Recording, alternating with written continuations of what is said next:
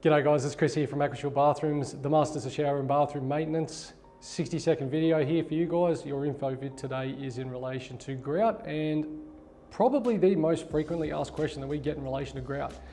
That question is related to how do I keep my grout clean?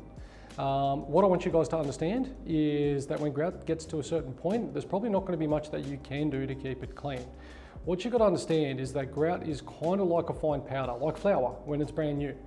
With the right kind of boosters that get put into the mix as it's applied, it's actually more resilient to the external factors inside your shower, such as shampoos, conditioners, the obvious bacteria that happens inside everyone's shower, which is normal.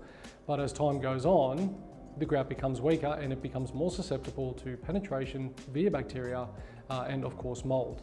A lot of people find themselves in the position where they try to scrub it harder, they throw every chemical under the sun at it, and it just has no effect. In fact, scrubbing it harder also goes against what you're trying to achieve. So, if this is applying to your shower at your home and is driving you absolutely crazy, pick up the phone and give us a call on 34664982.